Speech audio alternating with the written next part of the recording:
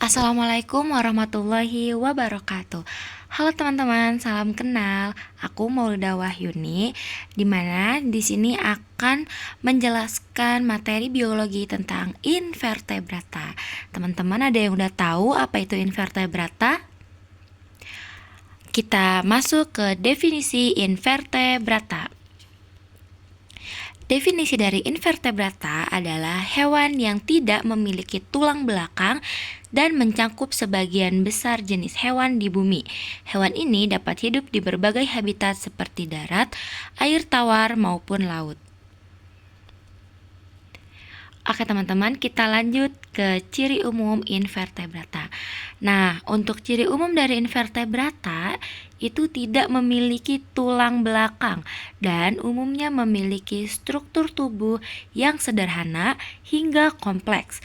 Sebagian invertebrata memiliki rangka luar atau eksoskeleton sebagai pelindung tubuh.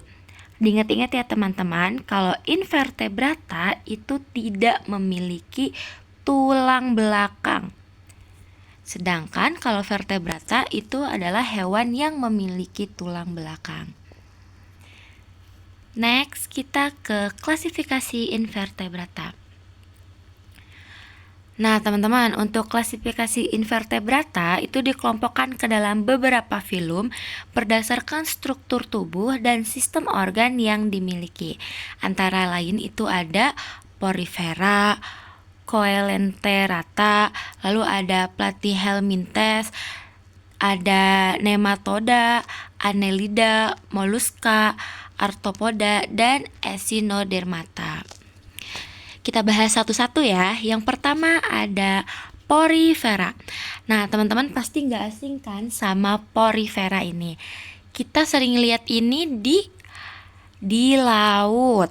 Nah, Porifera itu merupakan hewan berpori yang hidup di perairan yang memiliki tubuh sederhana tanpa jaringan sejati. Nah, hewan ini hidup menetap dan memperoleh makanan dengan cara menyaring air. Nah, teman-teman, ternyata Porifera ini adalah bentuk hewan. Yang kita tahu selama ini apa? Pasti tumbuhan. Ternyata Porifera ini adalah hewan laut dan tidak memiliki jaringan sejati. Selanjutnya ada Coelenterata. Nah, Coelenterata ini hewan seperti ubur-ubur. Coelenterata memiliki rongga tubuh dan tentakel yang dilengkapi sel penyengat untuk menangkap mangsa. Tubuhnya berbentuk simetris radial dan umumnya hidup di perairan laut. Nah, yang kita tahu juga ya teman-teman, ubur-ubur itu kan hidupnya di laut. Nah, ternyata ubur-ubur itu mempunyai rongga tubuh untuk menangkap mangsanya. Nah, itu jadi bahan makanan dari Coelenterata. Next, kita ke Platyhelminthes. Platyhelminthes adalah cacing pipih yang memiliki tubuh simetris, bilateral, dan tidak memiliki rongga tubuh sejati. Sebagian besar jenisnya hidup sebagai parasit pada organisme lain. Nah, jadi cacing itu sebagai parasit buat tumbuhan, buat hewan lain. Lanjut kita ke nematoda.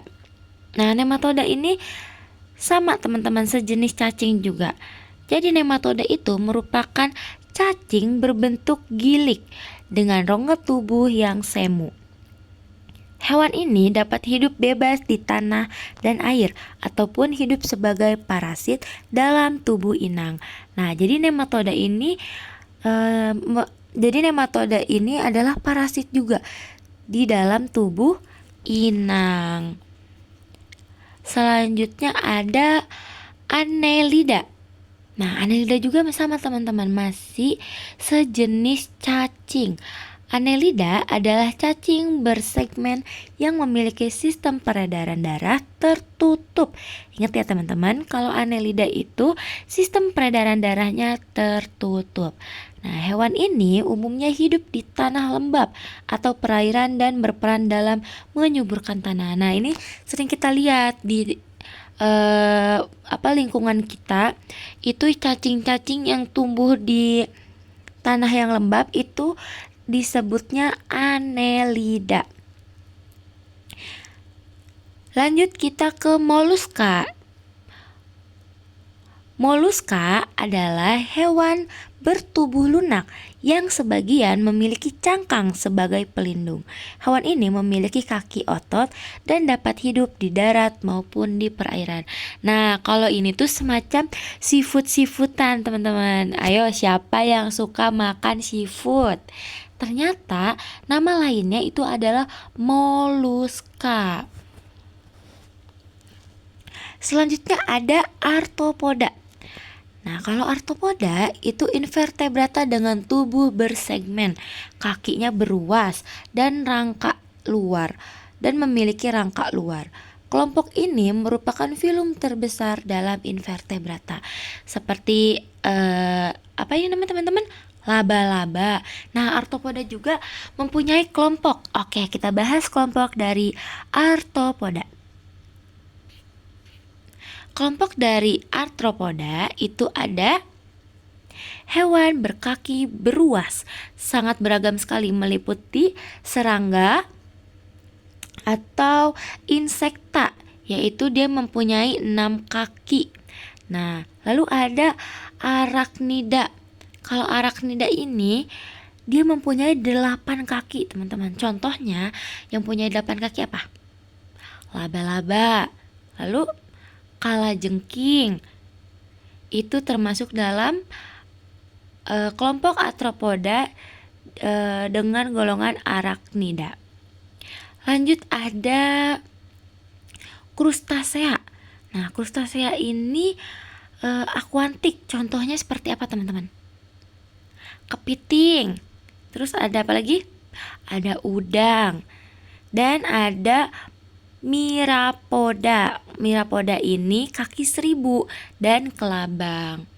Serta yang punah seperti trilobita dengan ciri khas eksoskeleton yang keras, tubuhnya bersegmen dan berkaki bersendi. Oke, next teman-teman, ada Echinodermata. Nah, Echinodermata merupakan hewan berkulit duri yang hidup di laut dan memiliki sistem ambulakral untuk bergerak. Hewan ini umumnya memiliki bentuk tubuh simetri radial. Nah, contohnya apa, teman-teman?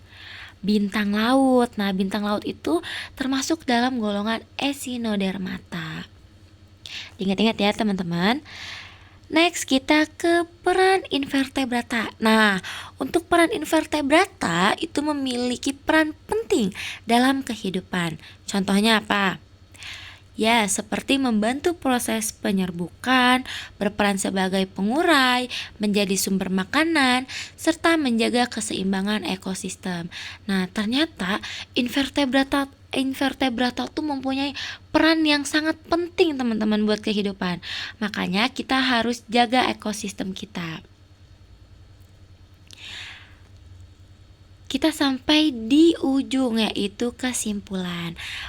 Invertebrata adalah hewan tanpa tulang belakang yang memiliki keanekaragaman bentuk, struktur, dan habitat.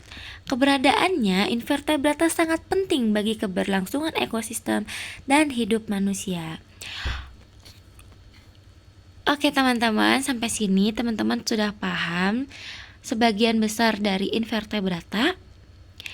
Teman-teman kalau belum paham boleh ditanyakan ya.